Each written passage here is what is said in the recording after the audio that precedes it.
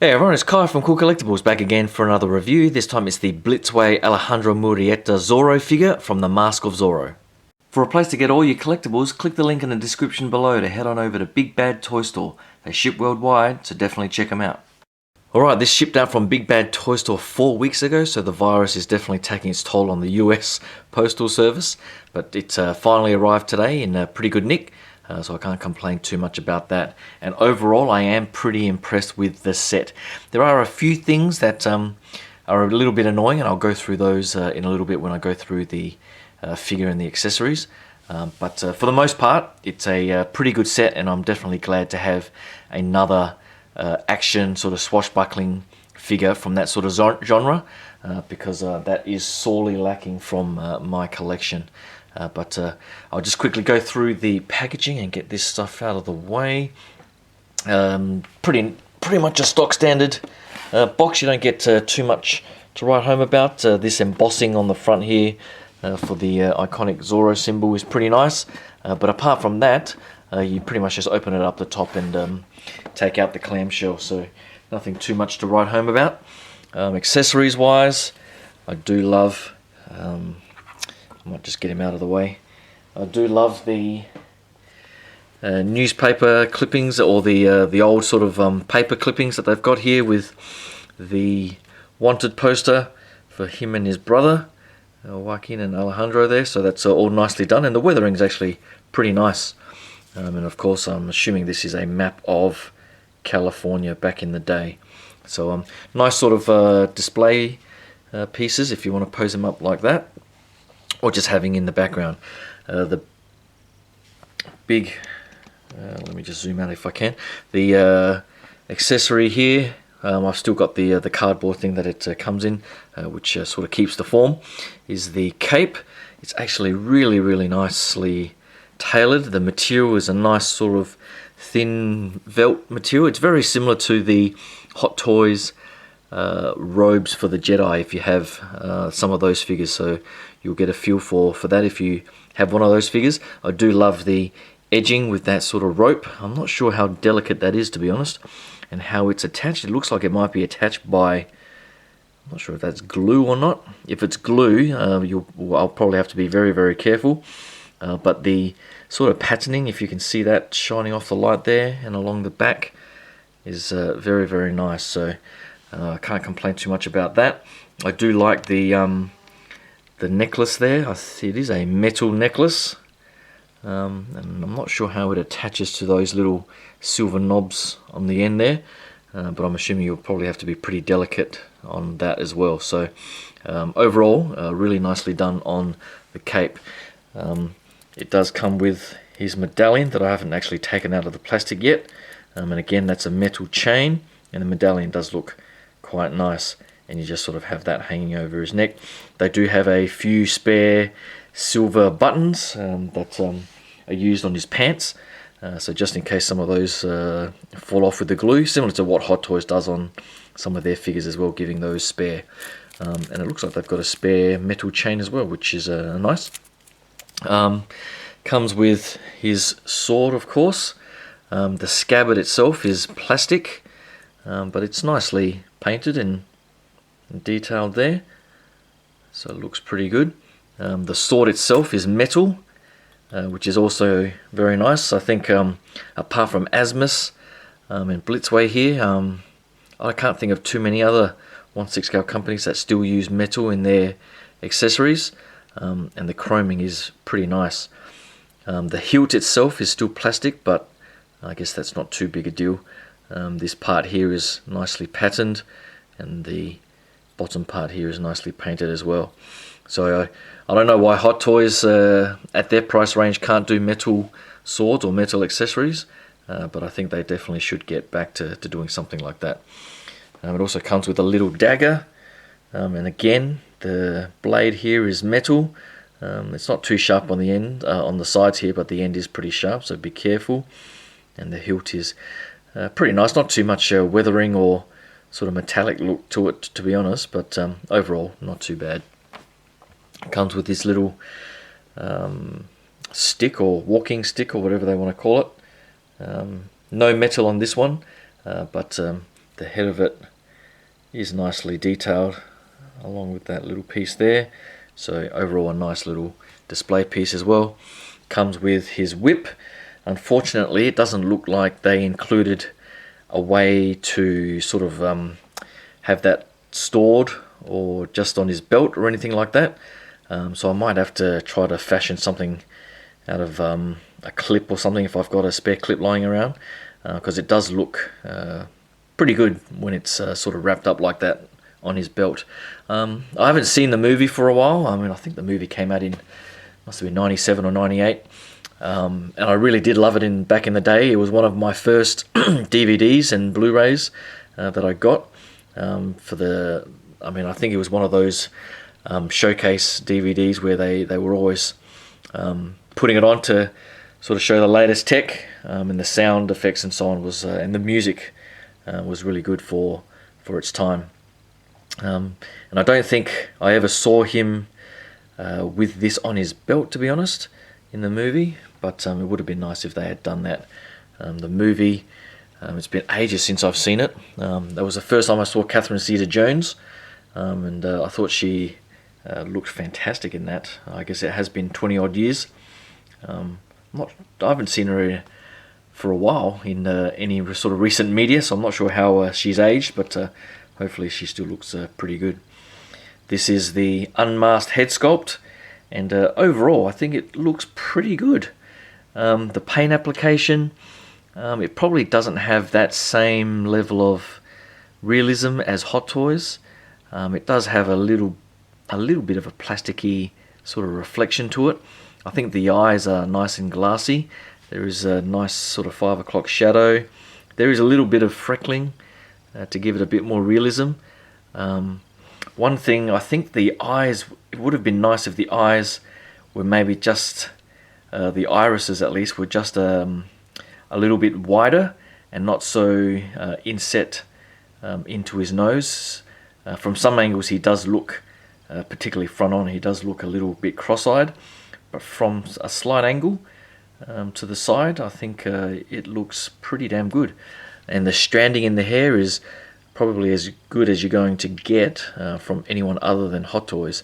I was just looking at the stranding on the Princess Leia figure the other day, and this one looks pretty much just as good.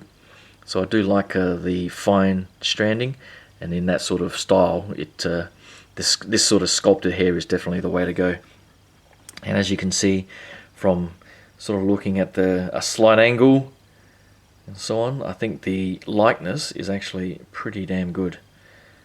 But it's too much of a stoic, sort of serious head sculpt for me, for this particular character. I'll definitely be using the mask sculpt with the slight smirk, which I'll show you guys in a second. Other than that, it also comes with a stand with the plaque on the front there, which is pretty much just stock standard. And the last bit of accessories are the swap out gloves or gauntlets. When I pulled these out, they actually reminded me of the old Sideshow's Darth Vader figure. So I thought I got the wrong figure for a second. They don't have the peg inside there, unlike the Sideshow figures that have pegs for all of their swap outs. But these don't look too bad. They are a little bit rigid and plasticky. Would have been nice if maybe there was a seam here to allow a bit more of a wrist movement. But overall, it doesn't look too bad. And I think I might be using... I'm looking for a pose that is a little bit more fun, actiony, and I think there was a pose where he had his sort of hands out in a bit of a showboating pose from the movie, so I might try and replicate that in my display. But that's pretty much all the accessories. I'll just swap over and bring out the main figure. Hold on. Alright, so here is the figure up close. One of the first things you'll notice when you first pull him out of the box is that the shirt is pretty much ballooning out right pretty much up to his face, and so he does look like he has no neck, but fortunately it's just the way the shirt is sitting, and it's not really tucked in very well. And so I have spent a bit of time trying to tuck the shirt in. Luckily I have one of these little Hot Toys tools where I've been trying to hold the shirt down and then jam this thing in there to try and tuck the shirt in. It has helped a little bit, but as you can see, it doesn't look as good as it probably can with that further down. Hopefully when I put the cape on, that helps. Hopefully there's a bit of weight in the cape to bring the shirt down, but definitely try and tuck the shirt in. One of the other things I first did when I got the figure, for whatever reason, the strap here is on the back of the head sculpt. Throughout the movie, the strap is actually hanging in front of his face, just like it is now. So all I pretty much did was untied it and then strapped it around the front. The only bit that I need to really do now is just straighten that out, so it's sort of that side of the strand. It is a little bit, there's like a coating on it that makes it a little bit stiff, so you just need to straighten it out. And I managed to tie it so that it had these two strands and that little knot in the middle to sort of replicate the way it looked in the movie. And once it does that, I think it looks probably a little bit better, I think, having the strap in front of his face as opposed to behind his head, which I don't think he ever had in the movie. Talking about the hat itself, unfortunately it doesn't come off. It's a fully plastic hat that's attached to the head sculpt. There is a warning in the instruction manual to not even try to remove it or you'll damage the sculpt, so I won't even bother trying. But it does look pretty nice. It's got the nice sort of gold patterning there, which is very nicely done. It's got that string as I was trying to futz with before. You just pretty much have it laying down the front of the brim there, pretty much like it was in the movie. The mask itself, unfortunately, it's not a fabric mask, it's a molded plastic mask, although they've sort of hedged their bets and then tied a mixed media sort of strapping at the back there, which sort of gives that illusion that it is a felt or a mixed media headband or a bandana. The sculpt itself, I think the likeness is probably slightly better on the mask version. I definitely like the slight smirk and playfulness in that sculpt there. I think the eyes look very much like him. There's slightly something off with the lower half of the face, but I can't sort of pinpoint exactly what it is. So it's not one of the best 1/6 likeness that I have in the collection. But overall, it's definitely recognizable, and the facial paint app, as I'm looking at it right now, does look pretty good. So overall, I'm pretty happy with the way that turned out. The shirt, as I was saying before, it balloons out a little bit, so definitely have a play around. It doesn't hinder the articulation because it's so sort of flexible, I guess. And the material is nice and thin. One thing about what's under the shirt, you can see a bit of his hair there, but what you'll notice is they've got this plastic sheet wrapped around him. I'm not sure if they did that just so that the body wasn't stained by the shirt. I'm not sure if anyone's going to be displaying this body, naked. So I haven't figured out exactly how to take that off yet, and I'm not sure if it's hindering me trying to tuck the shirt in even more, but I'll have to have a look at that off camera. But these straps and so on are all sort of mixed media, and they're sort of intertwined through there to tie his shirt together. As I was saying before, the material is quite nice. The pants are a slightly different material. They're almost like a thicker khaki type material, which is quite nice. It's got the little silver beads on it that they gave the little replacements for. You've got the hook there for the scabbard, and then on this side you've got the scabbard for his little dagger. Unfortunately, this belt is not like a pleather or a leather material. It's just a rubber or a plastic material. There is a strap there, but I'm not sure how they even managed to get this on the body, unless they brought it up from the bottom and had the legs very close together, because I would hate to think they actually buckled that on. It looks like it's a real buckle, but I would hate if someone was to get that off, because getting it back through would be near impossible if you ask me. But the overall styling and the detailing and paint application on the front here is quite nice. The pants are sort of loose enough to have all the action poses, but unfortunately there's no articulation in the ankles to give him that sort of flat foot, wide legged stance.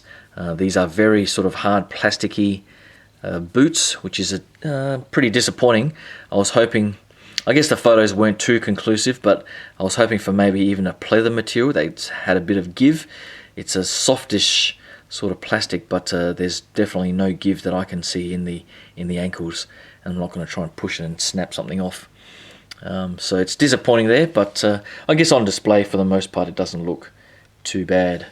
Articulation wise, it's got the usual double jointed elbows, hindered a little bit I guess by the gauntlets there, but you get pretty much all the standard motion.